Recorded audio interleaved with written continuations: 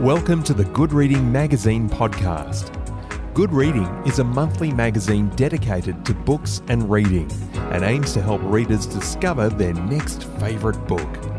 You can find out more about the books discussed on today's podcast at goodreadingmagazine.com.au.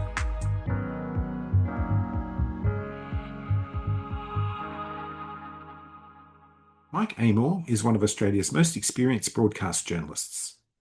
He is currently a presenter for Channel 7 Melbourne's top-rating news service, having returned to Australia after 18 years as the network's United States bureau chief. In a career spanning more than 35 years, Mike has covered some of the biggest news stories in the world. He is the recipient of nearly 40 International Journalism Awards. Today I'm talking to Mike Amor about his new book, News Cowboys. Mike, welcome to the Good Reading Podcast. It's great to be here, Greg. Thanks for having me. Now, there's a bit of a stereotype we might associate with a foreign correspondent or a news gatherer. Perhaps there's a hint of that in the title of your book, News Cowboys. Reckless, fearless, risk-taking, work-hardened, 24 hours a day, 7 days a week, maybe even hard drinking and chain smoking. In your experience, was that ever true? Does the title fit the reality? Apart from the smoking, it probably fit most of what I did. I think it was a risk calling it News Cowboys, Greg, because I think people might thought that we were reckless in our news telling. It was a reference, tongue-in-cheek reference, nickname that we gave ourselves in the Bureau because we always felt like we were riding off into a new adventure, not really knowing or understanding what lay ahead of us. So it was very much tongue-in-cheek, but I should point out we take what we did and do very seriously in the news that we delivered. We weren't reckless in that, but perhaps at times we may have been reckless with our own safety. I think that's part of what foreign correspondents do. Hard drinking, yeah, at times. I didn't smoke, but I think there is an element of that. I think foreign correspondents are hardened to what they do because of what they see. Is the world today a more dangerous place for a journalist than ever before? Oh, I think so. I tip my hat to my colleagues that are covering, say, the war in Ukraine. There is a real element of danger in what we do today, and even in covering America, there is an element, maybe not of danger, but certainly I don't think the world recognises the importance and the significance of journalism as what they once used to, and that we were perhaps not revered, but we were seen as a necessary part of any strong democratic society. Do you think there's been a change in attitude, or is there something else fueling it? Oh, it's definitely a change of attitude. Social media kind of plays a role in that, and maybe journalists ourselves have played a role in that. Donald Trump's played a role in the fake news media. I don't think it's necessarily a bad thing that people are more skeptical of what we do. That makes sure that we as journalists do what we should do, and in the pursuit of the truth. People say that broadcast journalism, like what I'm doing, is a dying form. I disagree with that. Our news figures, for example, are up 20% this year. I think we saw in Donald Trump's first term, readership, viewership, all skyrocketed. And it's probably doing the same. I don't know the figures this time around. Journalism is still as important today as it was when I started, probably 50, 100 years ago. It's just changing. People aren't watching it the way they used to. They're not watching it through an antenna on their TV. They're watching in various other forms. But I maintain strong journalism is as crucial to our society as it's always been. And of course, as a journalist, you're part of a team. There must be a high degree of trust in your colleagues in order for you to actually carry out that job. It's the ultimate team sport, especially being a foreign correspondent. Mostly, almost always, it was just me and a cameraman. Very rarely we had a third person like a security guard. You become very much a team, and I love collaborating. I always joke that some of my best pieces to camera were written by cameramen. We got so close, they're my best friends today. There really wasn't, you only do this and you only do that. We got to know each other that, one of us was asleep on a plane. We'd know what to order for them when they came around. And it required a great level of patience because we're in high stress situations. What was your pathway into journalism and as a foreign correspondent? Well, my pathway into journalism to start with was nepotism. My dad worked as a newspaper printer for 40 years in the local newspaper, the Bendigo Advertiser, where I grew up. I almost failed Year 12 English. There's a few reasons for that. I wasn't a bad student, but I kind of struggled in Year 12. So I certainly didn't deserve to become a journalist, but I lent on my dad, who in turn, my dad's a very modest man, went to the boss and said, hey, I've worked for decades overnight. Can you give my young bloke a go? And they were very kind enough to do that. So I got my start through nepotism. I didn't deserve it, but I often think it doesn't matter how you get there, it's what you do with it. I kicked off in newspapers, then kind of bounced between newspapers and regional TV in country Victoria, came to Channel 7 in Melbourne, and I started getting into overseas stories more increasingly while still based in Melbourne. The Fiji coup, I went to the handover of Hong Kong back to China. I went to the canyoning disaster in Interlaken in Switzerland, which probably people don't remember, unfortunately, but a number of Australians died. And I just thought, this is what I really want to do. This is away from the safety net of the newsroom of a big organisation. When you're a foreign correspondent, you're out there on your own, often in different time zones and dangerous situations. You don't have the mothership to call on. I always say it's like playing a game of Survivor for journalism, because you have to get the story. You still have to survive. You have to find transport. You have to find somewhere to eat and somewhere to sleep, somewhere to charge your phone and your camera batteries. That all sounds pretty basic stuff, but when you're in a war zone or a disaster zone, that's not always the way. Plus, you have to find a way, well, we did at that stage, to feed our stories back using satellites, and finding satellites in those areas is not always easy. So that was always, again, the logistics was a large part of what we did, as well as delivering the story as well. Well, let's get into some of those stories you've covered, some of the biggest events in the last 20, 30, 40 years. I remember 9/11 very clearly because I was actually watching TV in disbelief, as many were, at the very time that it happened. Even for a seasoned foreign correspondent on the ground, 9/11 must have been difficult to comprehend. But how do you prioritize covering a story like that?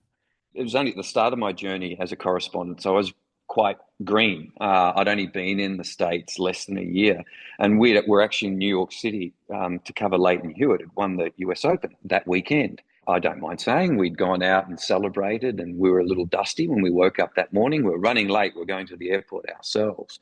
We got into a taxi, and the taxi driver thought we were tourists, and he wasn't the typical grumpy New York taxi driver. He told us he was Israeli, and he was kind of showing us the place on the way out. And he said, there's the Israeli consulate. It's always a police car there protecting it. And almost on cue, the police car lit up its lights and squealed off. And then we turned into the Manhattan Tunnel to leave the island, got back up the other side, and my phone, which was a flip phone back then, was full of messages. And going back into the tunnel towards Manhattan, suddenly it seemed like every fire truck, ambulance, police car known to mankind. And the phone rang, and the producer breathlessly said from Sydney, a plane has just hit the World Trade Center. I'm like, that's a beautiful blue sky. And I turned around, and framed perfectly in the back of the taxi window was the first tower on fire, big hole in it, had just been hit. They wanted to do a phone interview with me to the late night news. As I was waiting on the phone, I could hear the women, the producers, screaming in the control room. The second tower had been hit, and sure enough, I look in the back of the taxi, and there's the second tower. Our Israeli driver started howling and thumping the steering wheel. He was inconsolable. He was saying, they've got us here, they've got us here. He knew what was obvious. This was terrorism. This wasn't an accident. We had to snake our way back onto Manhattan Island. They were cutting the bridges and stopping traffic on the tunnels. They were fearful that it was going to continue other attacks. And we're listening to the radio, and, a plane had hit the Pentagon. A plane was heading towards the White House. A plane had gone down in Pennsylvania. A car bomb had gone off in front of the Supreme Court. Some of it wasn't true, but too much of it was. It kind of reminded me of what War of the Worlds must have been on the radio in what was it, the 1930s. It was terrifying, and we eventually got on to Manhattan Island and drove from Harlem all the way down. And I didn't see the towers come down, but I saw the dust coming and people walking out of the dust cloud covered in dust. And it's life-changing, that stuff. I think if there's a bigger story to cover, I'm not sure I want to be there. I knew then that the world was going to change, but then you kick into those things I spoke about before. We've got to get the story out. We've got to find a satellite. Things like my mobile phone, the towers, mobile phone towers in the time were on top of the World Trade Center, so there was virtually no communications. We spent 3-4 days living on the streets of Manhattan, literally sleeping in another cameraman's car, sleeping in the opening of a building, sleeping on the floor of a satellite truck. I don't say that for sympathy because we chose to be there, but it was hard going. And it was such a big story. It was so easy to be overwhelmed by it because of what was happening in front of you, but also the ramifications that were circulating around the world. They shut down the airspace in America, for example. It was clear that they were going to go to war. It was a major story. Let's come back to Australia. Port Arthur. It's not the only massacre you've covered, but in 1996, it's one of the big stories of your early career. You also followed the Virginia Tech Massacre, 2007, Oslo, 2011, including several more in the US. Sandy Hook is amongst those. It must be very difficult to remain objective or even detached when you have to report on the impact on individuals and perhaps on nations as a whole. Starting with Port Arthur, that was very confronting. I was a young journalist in my mid-20s. This was happening at home. I think perhaps when I saw it happen elsewhere, I maybe tried to comfort myself by saying that, I'm sitting outside of it. But Port Arthur was very much happening to Australians. And it was horrific. I sat in the court when Martin Bryant was pleading guilty to the murders of 35 people. And I'm haunted by the fact that he giggled all the way through the guilty pleas. I think he thought in his puerile mind that it was funny that they were repeating the same phrase, but only, how do you plead for the murder of this person? And then they'll repeat it with another name. And he thought it was funny until his own lawyer told him to stop. Quickly, grief turned to anger in Tasmania, and often that anger is pointed towards journalists because we're still there asking questions. I get that, and I've seen it before as well. But it was the first of many massacres that I'd go on. I don't think they got easier. I got more frustrated, certainly in America, because I saw what happened in Australia with John Howard cracking down on guns. That seemed to be the solution in my mind. Not in the minds of gun owners, I understand, but it certainly stopped a massacre like that since. And I'd see Sandy Hook, 26 kids, 7-year-olds, and my son was 6 at the time, so similar age. I felt like if society wouldn't take hard measures to stop this happening again, then what kind of society was it? We'd hear the hashtag pray for Sandy Hook, hashtag pray for this community, hashtag. And I thought, you know what? Bugger the hashtags. As a society, take action. It's a different society. Their love of guns is different to ours.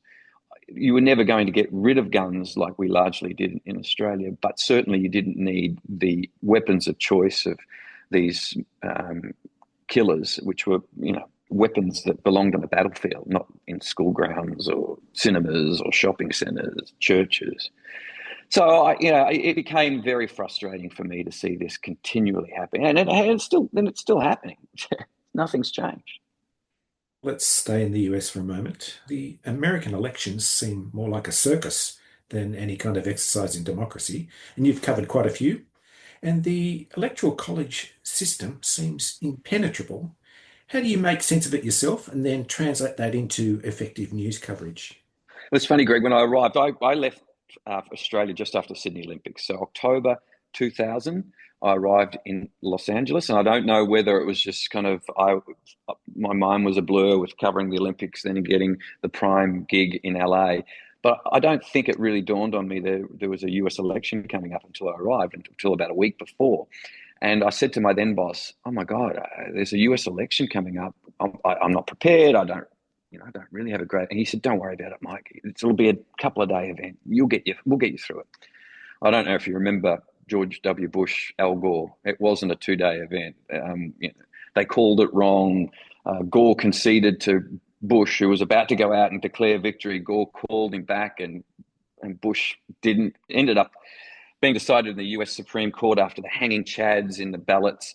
From that moment on, I became entrenched in US politics, and I loved it. So I covered 5 in total. I loved the pomp and ceremony of it. I loved, it was kind of like a sport. It's become a bit more of a blood sport now. There's a lot more anger involved. But Americans, by and large, are happy to debate and talk about their political views.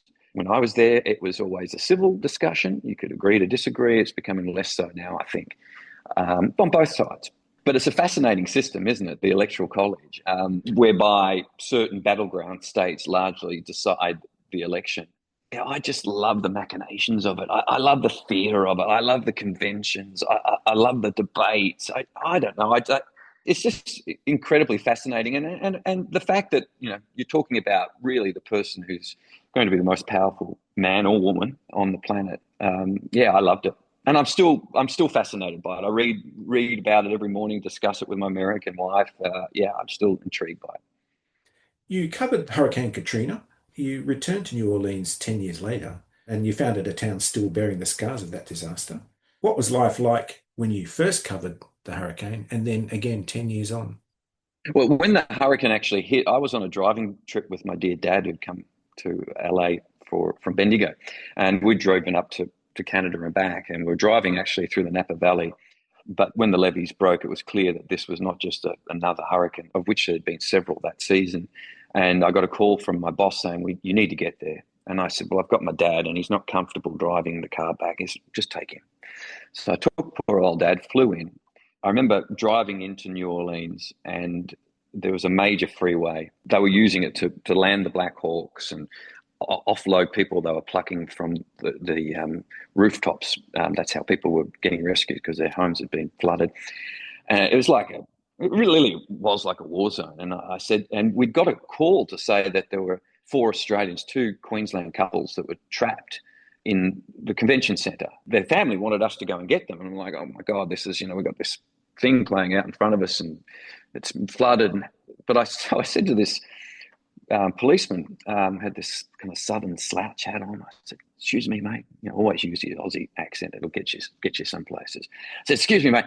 We want to get into downtown New Orleans. And he looked at me. He goes, son, I got all the guns I own in here, and I wouldn't go in there. They're killing people. I'm like, oh, okay. I said, but is there a way? Can we get there? He goes, well, if you insist, go this way, this way, this way.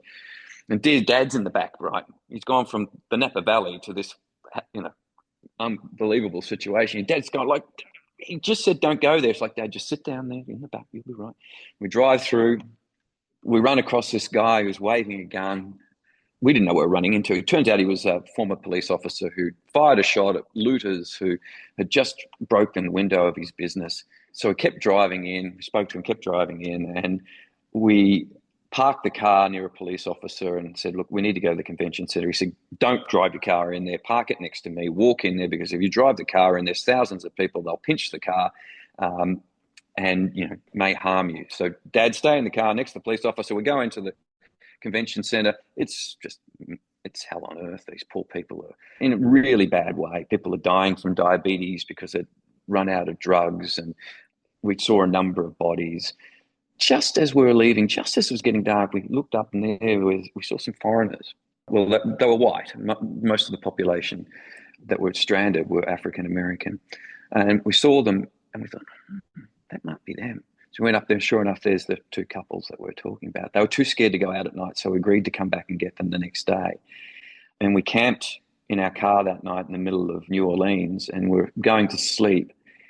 And a factory exploded in the Mississippi and it just rocked our car. It was like a space shuttle taking off to the car. And poor Dad's woken up. He's like, what the hell's going on? And so, mate, just relax. And a big cloud of black smoke was billowing into the sky, and you could see it from the fire, and people were taking off because they thought it was toxic. And I'm like, oh my God, we're going to have to go. And we've told these poor people we're going to come back and get them in the morning. Anyway, we stayed put, and we went and got the 4 Australians out, found another couple as well. We got all 6 of them out. But in that story that night, you could see all 6 of these Australian tourists crammed into our car And in one little corner, you could just see my poor dad. He was absolutely, we had dropped him off at the airport that night. He was done. He dines out on it now, but he was over it then. But just circling back, we went back 10 years later, and the Ninth Ward, which was largely African-American, lower socioeconomic, but proud, high percentage of homeowners, was still wiped out. They'd been forgotten. The government was repossessing their blocks of land because they'd moved away. I saw a side of America I didn't like in that, largely because they were African-American. They were forgotten at the time, and they were still forgotten 10 years later, and perhaps still forgotten to this day, just because of the colour of their skin. It really disturbed me. I'd like to touch briefly on Gaza. I was very interested to read how important it is to find a good fixer when reporting from the Gaza Strip. How do you know you've got a good one? How difficult is it to report from such a place with or without a fixer? Oh, it's crucial to have a good fixer. We initially, when we went to Gaza, didn't have a good fixer, but we found effectively a taxi driver. He was a limo driver, and Mustafa was his name, and he was amazing. He knew everybody and everything. He wasn't a journalist. Most times fixers tend to be journalists, but he was incredible. And he was Palestinian, so he gave us we couldn't go into Gaza. They blocked access to Gaza at that stage. So he gave us a good kind of balance of perspective from being on the Israeli side, but also seeing it from the Palestinian side. We were there when rockets were fired at Israeli settlements, the same settlements that were attacked on October 7. I came away really conflicted by it. I have a great deal of sympathy for the Palestinian people, not Hamas, Palestinian people, because I sat and watched, they'd fire a rocket and then the Israelis would level a building. Having spent a few weeks there covering a conflict, I can't say that I have a great handle on it, but I just have a great deal of sympathy for average citizens on both sides of that border, not the governments. There's lots of blame to go around on both sides of the border when it comes to authority, but largely the average citizens of certainly what we're seeing now in Gaza are paying too high a price. But not to forget that the Israelis, even back in 2008, they were losing their lives from Katyusha rockets being fired into their settlements, and they had playgrounds with rooftops built over them to stop them from, or give them some hope of surviving any attacks. It's a really confronting scenario that I don't know how it ends to this day. I'd hope that perhaps we'd moved on. It was a better situation from 2008, but it's worse. It's deteriorated. It hasn't all been death and destruction. There are also some thrilling moments and unique experiences in your career as a foreign correspondent, like witnessing the final voyage of the Space Shuttle Discovery, if only from the ground. Yeah. Oh, yeah, I'd love to have been on board. I saw 4 space shuttles take off, and they're certainly one of the highlights of what I got to experience. And the fact that I saw the last one was even greater. You could, I don't know, the pure power of those things were just unbelievable. You'd feel it before you could hear it. You could feel the air shaking around you.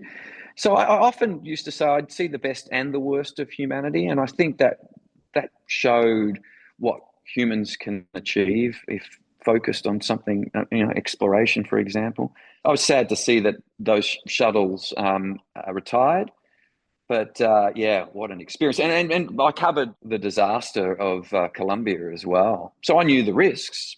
So, the bravery of those astronauts to take off, including Australian-born Andy Thomas, who I interviewed a few times, who was among the first crew to take off after the explosion. Yeah, just mind-blowingly amazing. I don't know what SpaceX is like, but I suspect it's similar. If you ever get a chance to go and see one of these things take off, it just mind-blowing. It's just mind-blowing.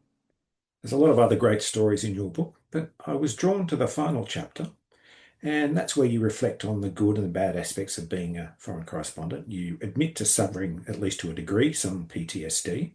Has writing this book been sort of therapeutic in some way? And I guess my supplementary question is, if you had the opportunity to live your professional life over, would you do it all again? To answer that the last part first. Absolutely. I've been so fortunate. I'm a boy from Bendigo who almost failed Year 12 English.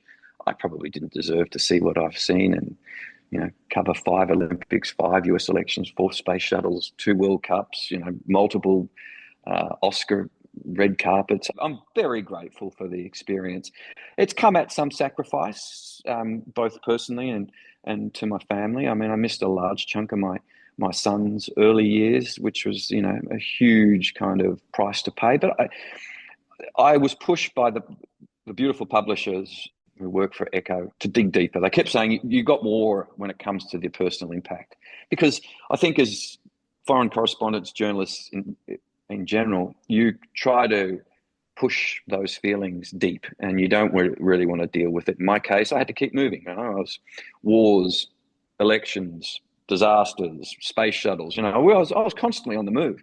I didn't have time to really sit and percolate on it, but this gave me a chance to do that.